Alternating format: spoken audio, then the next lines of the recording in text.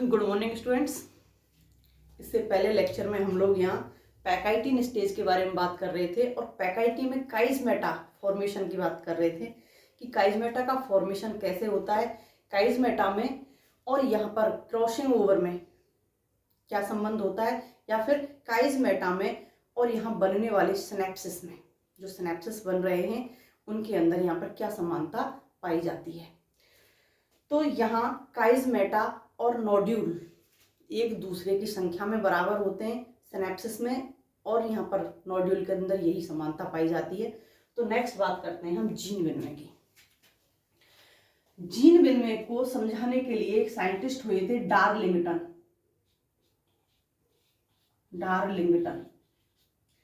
तो यहाँ डार्लिंगटन ने इसको आणविक आधार पर समझाया था, इसके लिए आणविक मॉडल दिया था और इस आणविक मॉडल को क्या नाम दिया?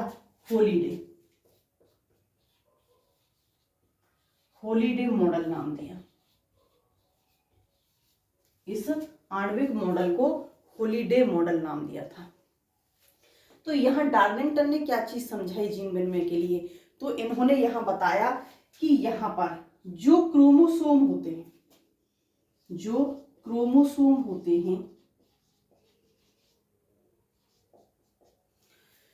इन क्रोमोसोम में जिनके अंदर, और क्रोमोसोम भी कौन से? Non sister.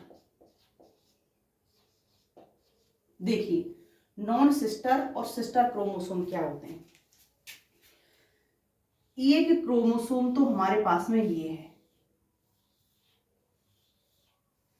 वो अवस्था, क्योंकि हमने अभी क्या पढ़ा था पैकाइटिन में, यहां पर क्रोमोसोम में 4 क्रोमेटिड होते हैं, क्योंकि अब तक हमने 2 पढ़ रहे थे, अब यहाँ पर क्या हो जाते हैं? 4 क्रोमेटिड, और इन्हीं 4 क्रोमेटिड में क्या होता है? Crossing over. दूसरे होते हैं ये,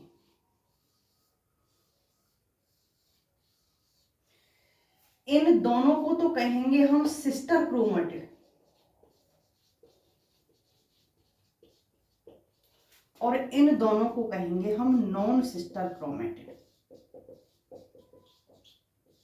ये होते हैं नॉन सिस्टर क्रोमेटिड। एक मैटरनल है, एक पैटर्नल है। मैटरनल के और पैटर्नल के क्रोमेटिड आपस में कहलाते हैं सिस्टर क्रोमेटिड। और यहाँ पर जो क्रॉसिंग होगा तो एक मैटरनल होगा और दूसरा पार्ट कौन सा होगा? पैटर्नल का। तो ये आपस में कहलाएंगे नॉन सिस्टर क्रोमेटिड। तो यहाँ पर जो जीन विनिमय की प्रक्रिया होती है, वो जीन विनिमय की प्रक्रिया किसके मध्य होती है? नॉन सिस्टर क्रोमेटिड्स के मध्य होती है। तो यहाँ जो नॉन सिस्टर क्रोमेटिड है, इनकी जो आर्म होती है, या फिर कहें कि इनका जो क्रोमेटिड पार्ट होता है, यहां इस क्रोमेटिड पार्ट में यहां पर कट लगते हैं, कट कहें या निक कहें, तो इन स्थानों पर यहां कट लगते हैं। और ये कट किसके द्वारा लगते हैं? एंडोन्यूक्लिएज एंजाइम के द्वारा। Endonuclease enzyme. तो यहां ये कट एंडोन्यूक्लिएज एंजाइम के द्वारा लगाए जाते हैं। ऐसे ही जो दूसरा गुणसूत्र है, इसमें यहां कट लगेंगे, तो इन स्थानों पर यहां पर कट लग जाते हैं एंडोन्यूक्लिएज के द्वारा। जब इन स्थानों पर यहां पर कट लग जाएंगे तो स्टूडेंट्स जो डीएनए होता है, क्योंकि क्रोमोसोम है और क्रोमोसोम किससे बना है? क्रोमेटिन पदार्थ से, और क्रोमेटिन पदार्थ क्या है? डीएनए। तो यहां पर जो डीएनए है, ये डीएनए अकुंडलित हो जाएगा, क्योंकि अब तक कैसा था? ये कुंडलित। यहां ये अकुंडलित हो जाता है, और अकुंडलित होकर के कैसा हो जाएगा? फैल जाएगा। तो आपको पता है 3 एंड से 5 एंड एक दूसरे के कैसे होते हैं? Anti parallel. अगर इसमें, इस वाले में 3 एंड से 5 एंड है, यहां से इसको खोल लिया हमने, और यहां क्या है? 3 एंड से 5 एंड। तो इसमें क्या होगा? दूसरे वाले में 5 एंड से 3 एंड होना चाहिए। एक दूसरे के एंटी पैरेलल होनी चाहिए। तो यहाँ जो हमने डीएनए यहाँ पर कट किया है, ये डीएनए यहाँ एकुंडलित हो जाएगा और एकुंडलित होकर के एक स्ट्रेट फॉर्म में आ जाएगा। इसके बाद में अब दोनों में कट लग गए। तो जब यहाँ दोनों में कट लग जाते हैं तो उसके बाद क्या होता है,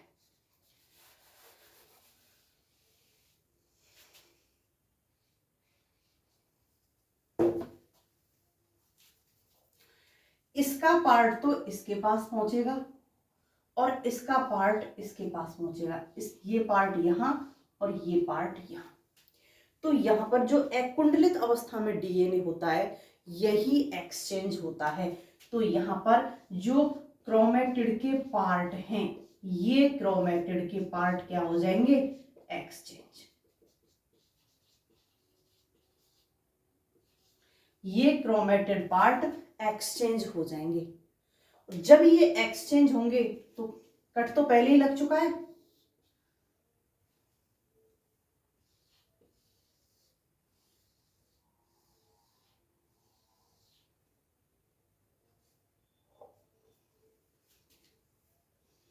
ये पार्ट यहां जुड़ जाएगा और ये पार्ट यहां जुड़ जाएगा। ऐसे ही दूसरे वाले में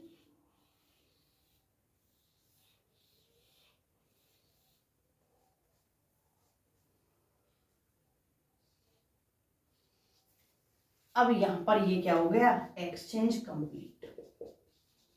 ये क्या हो गए, एक्सचेंज। तो यहां जो ये कट लगे थे वो तो लगे थे एंडोन्यूक्लियस के द्वारा। अब ये आपस में जुड़ेंगे, ये जुड़ेंगे लाइगेज के द्वारा।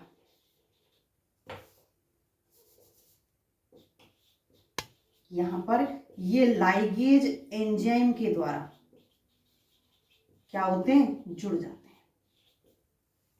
ये जो अकुंडलित अवस्था में डीएनए था यहाँ पर वापस से क्या आ जाएगा, कुंडलित अवस्था में आ जाएगा और यहाँ पर ये पार्ट आपस में एक दूसरे के साथ में जुड़ जाएंगे।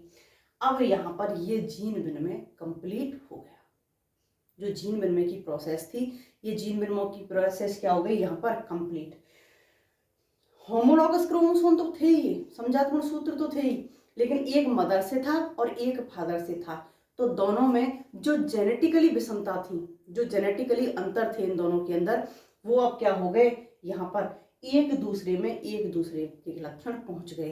तो यहाँ पर जीन विनिमय के द्वारा जो प्रमुख घटना होती है वो क्या होती है कि यहाँ पर दोनों के दोनों क्रोमोसोम क्या हो जाते हैं, स्वभाव में या फिर जेनेटिकली, स्वभाव छोड़ करके अगर हम साइंटिफिक लैंग्वेज में बात करें तो ये जेनेटिकली क्या हो जाते हैं, समान हो जाते हैं। अब ये जेनेटिकली समान हो गए तो इन दोनों में से एक ये पहुंच जाएगा डॉटर सेल में और एक डॉटर सेल में ये पहुंच जाएगा। तो आधे आधे हो गए डॉटर सेल में। तो यहां से दोनों डॉटर सेल में एक एक पहुंच जाएंगे और दोनों के अंदर सेम जेनेटिकली इंफॉर्मेशन है। तो दोनों में समान जेनेटिकली इंफॉर्मेशन है तो डॉटर सेल तभी तो समान है। गुणसूत्रों की संख्या यहाँ पर आधी हो जाती है, जीन विनिमय हो गया और यहाँ जो गुणसूत्र थे इन गुणसूत्रों की संख्या भी यहाँ पर आधी हो गई। नेक्स्ट हम बात करते हैं कि यहाँ जो जीन विनिमय हुआ है, इस जीन विनिमय का इंपॉर्टेंस क्या है, सिग्निफिकेंस क्या है। तो यहाँ पर जो जीन विनिमय की प्रक्रिया हुई है, तो यहाँ पर अभी हमने क्या देखा था, एक पार्ट दूसरे पार्ट के साथ में जुड़ रहा है, एक क्रोमोसोम का पार्ट दूसरे क्रोमोसोम के साथ जुड़ा हुआ है।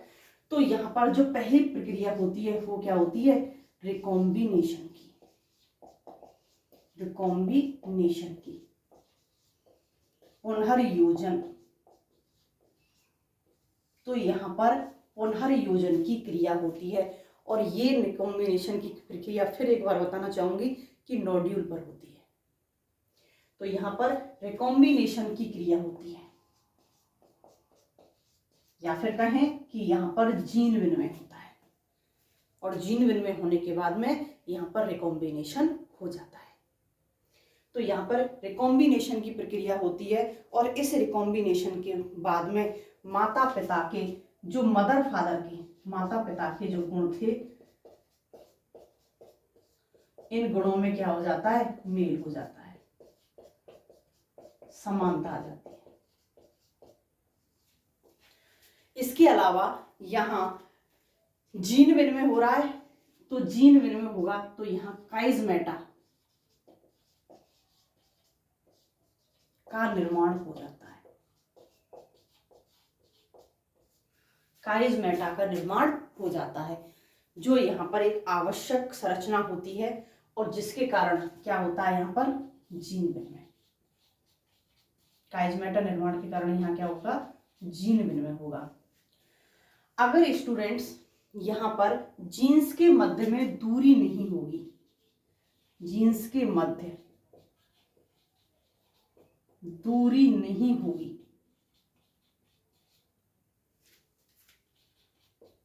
तो जीन विनिमय भी नहीं होगा। सारे के सारे जीन्स कहां चले जाएंगे, एक ही क्रोमोसोम में,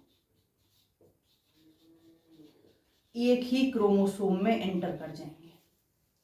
तो दो अलग अलग के मध्य हो रहा है, तो यहाँ एक निश्चित दूरी आ जाती है, जिसकी वजह से यहाँ पर जीन विनिमय की प्रोसेस जीन विनिमय की प्रोसेस होती है, और जिसकी वजह से यहाँ जो माता पिता के गुण हैं उनके अंदर समानता आ जाती है। तो ये प्रक्रिया एक आवश्यक प्रक्रिया होती है। नेक्स्ट हम बात करते हैं डिप्लोटीन की। फोर्थ स्टेज कौन सी होती है, डिप्लोटीन।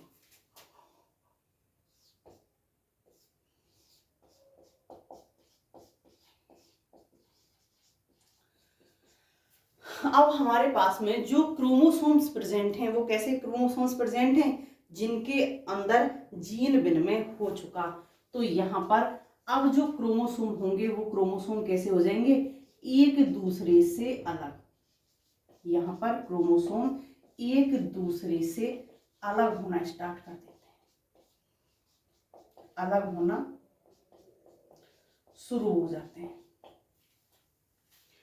जो एक दूसरे से अटैच थे, क्योंकि पार्ट एक दूसरे में एक्सचेंज हो गए, तो यहाँ पर ये एक दूसरे से अलग होना शुरू हो जाते हैं और अलग हो जाते हैं, लेकिन पूर्ण रूप से अलग नहीं होते। यहाँ पर शुरू तो हो जाते हैं लेकिन पूर्ण रूप से नहीं होते। जहां पर विनिमय हो रहा है, जो विनिमय क्षेत्र होता है, इस विनिमय क्षेत्र पर क्या होगा, ये एक दूसरे के पास उपस्थित होंगे। इस प्रकार से एक दूसरे के पास उपस्थित होंगे। तो यहां विनिमय क्षेत्र पर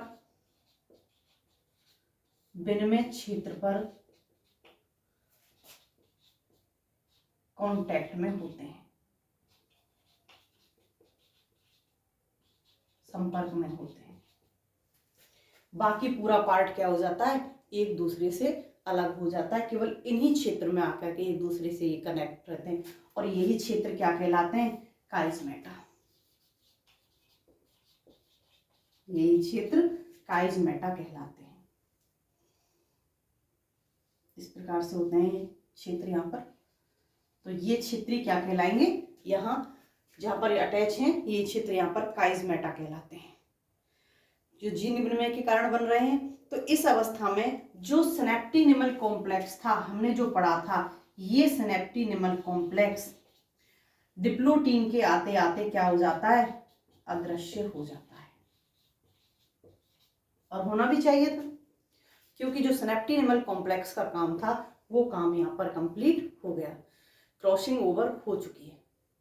दोनों गुणसूत्रों में एक दूसरे के पार्ट का एक्सचेंज यहाँ पर हो चुका है, तो यहाँ पर सिनेप्टिनिमल कॉम्प्लेक्स अदृश्य हो जाता है। इसके बाद में यहाँ पर जो क्रोमेटिड थे, ये क्रोमेटिड भी क्या हो जाते हैं, पूर्ण हो जाते हैं। मतलब हमको ये पृथक पृथक क्रोमेटिड दिखाई देते हैं, पृथक पृथक। क्या कितने, 4 क्रोमेटिड अब हमें यहाँ पर ये दिखाई देते हैं।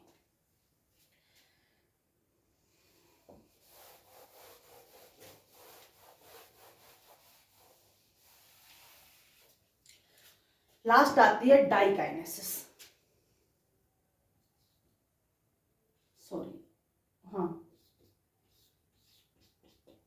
डाइकाइनेसिस। अब यहाँ डाइकाइनेसिस में टर्मिनलाइजेशन होता है, उपांती भवन होता है, और इस उपांती भवन में यहाँ पर उपांती भवन होता है, टर्मिनलाइजेशन होता है।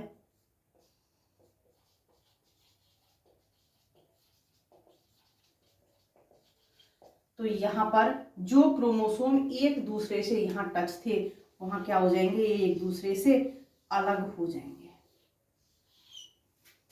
एक दूसरे से बिल्कुल अलग हो जाएंगे। उपांती भवन की क्रिया के बाद में ये बिल्कुल एक दूसरे से पृथक हो जाते हैं, और पृथक होने के बाद में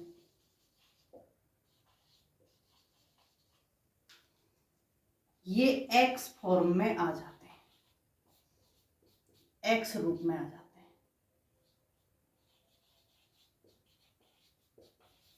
कारण अब पहले तो जब ये पास आ रहे थे तो इनके अंदर हो रहा था आकर्षण, और यहां होगा अब प्रतिकर्षण।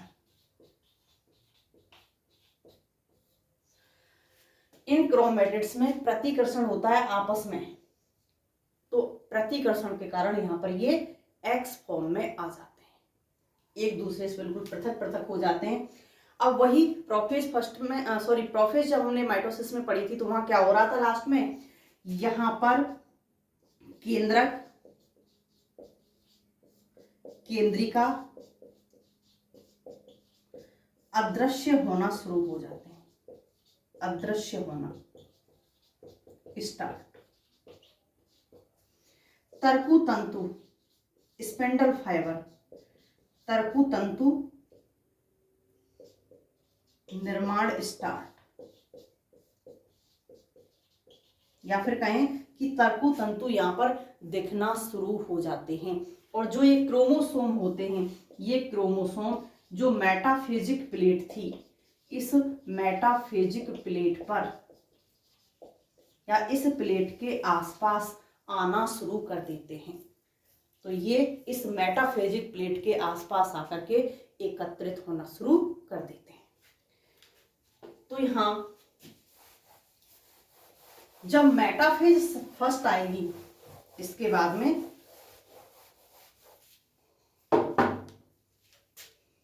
अब आती है मेटाफेज फर्स्ट। तो मेटाफेज फर्स्ट में क्या होगा, क्या पढ़ा था हमने माइटोसिस में कि मेटाफेज फर्स्ट में स्पिंडल फाइबर कंप्लीट बन जाते हैं, मेटाफेज के अंदर गुणसूत्र पहले से ही छोटे मोटे हो चुके हैं, और थोड़ा बहुत कसर रह जाती है वो यहाँ के हो जाते हैं। तो ये जो मेटाफेजिक प्लेट थी, जिसको हम क्या बोल रहे थे, इक्वाटोरियल प्लेट, तो इस इक्वाटोरियल प्लेट के पास आकर के ये जमना स्टार्ट हो जाएंगे।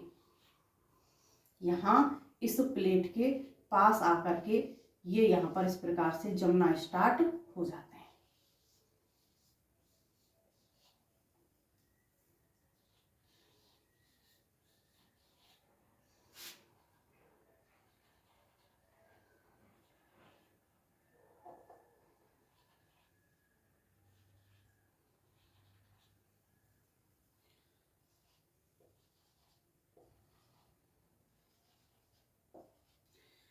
यहाँ पर दोनों पोलों पर तरकु तंतुओं का निर्माण हो जाएगा, दोनों ही पोलों पर तरकु तंतुओं का निर्माण स्टार्ट हो जाता है।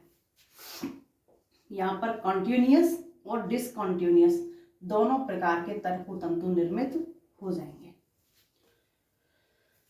तो यहाँ मेटाफेजिक प्लेट पर आकर के जो इक्वाटोरियल प्लेट है, इस प्लेट पर आने के बाद में ये यहाँ पर इस प्रकार से जमा हो जाते हैं। तरकु तंतु कंप्लीटली यहाँ पर जो स्पिंडल एपरेटस है वो कंप्लीट निर्मित हो जाता है, और इनके जो सेंट्रोमियर पार्ट हैं, इन सेंट्रोमियर पार्ट से जाकर के तरकु तंतु जुड़ना स्टार्ट कर देते हैं। तो यहाँ मेटाफेज अवस्था के अंदर गुणसूत्र अब यहाँ पर दूसरे छोरों पर जाने के लिए यहाँ पर रेडी हो जाते हैं। इसके आगे जो एनाफेज आता है, यहाँ पर इनके मध्य में प्रतिकर्षण और बढ़ जाएगा, यहाँ इन गुणसूत्रों के मध्य में और अधिक प्रतिकर्षण बढ़ जाता है। अब इसके बाद में एनाफेज में क्या होगा, इसके बाद जब एनाफेज फर्स्ट आएगी तो इस एनाफेज फर्स्ट में जो तर्कु तंतु होते हैं, इन तर्कु तंतुओं में संकुचन स्टार्ट हो जाएगा, संकुचन स्टार्ट हो जाता है। और जब यहाँ पर संकुचन स्टार्ट हो जाएगा तो ये कहाँ, पोलों की तरफ, ध्रुवों की तरफ जाना स्टार्ट कर देंगे। तो यहाँ पर एक चीज और होती है, जो तंतु उपकरण होता है, तर्कु तंतु जो उपकरण होता है,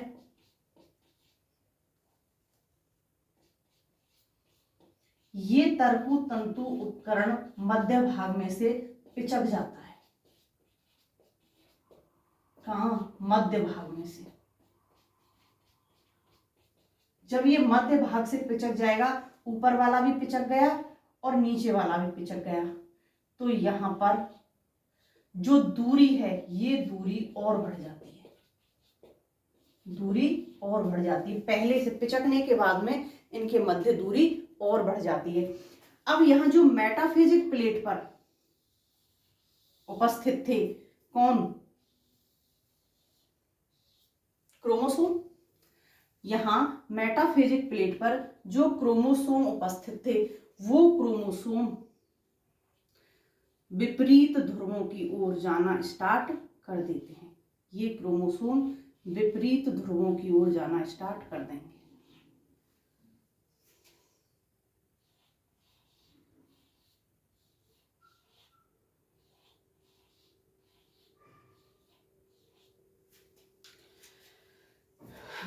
यहां पर माइटोसिस से थोड़ी सी व्यवस्था इनकी भिन्न होती है। यहाँ माइटोसिस में एक लाइन में जमे होते हैं, सॉरी इस डायग्राम के लिए, तो एक लाइन में जमे होते हैं, यहाँ पर दो लाइनों में जमे होंगे। इस प्रकार से ये शुरू से ही दो लाइनों में जमे होते हैं।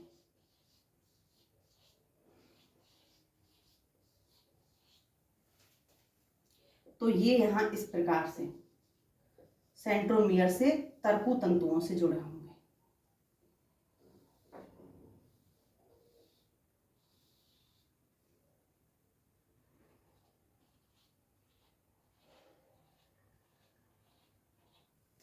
ऐसे ये यहां पर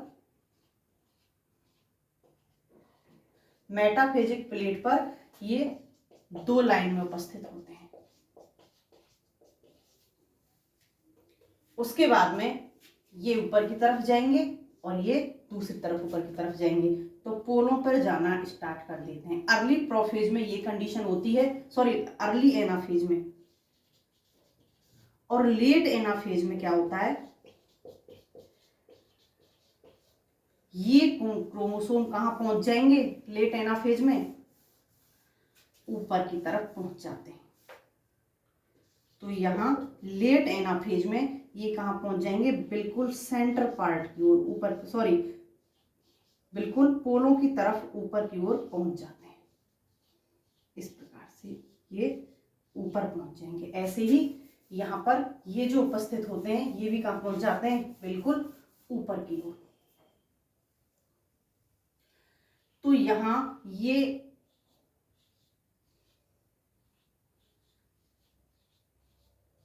पोलों पर पहुंच जाते हैं, जो भी दोनों ध्रुव थे इन ध्रुवों पर ही पर पहुंच जाते हैं। अब यहाँ पर जो टूटे हुए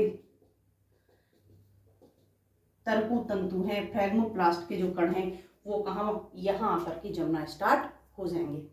नेक्स्ट एनाफेज के बाद में जब टीलोफेज फर्स्ट आएगी, तो यहाँ पर जब टीलोफेज फर्स्ट आती है, तो टीलोफेज फर्स्ट आने के बाद में यहाँ ये सभी क्या हो जाता है, कंप्लीट यहां से तर्कु तंतु हट जाते हैं,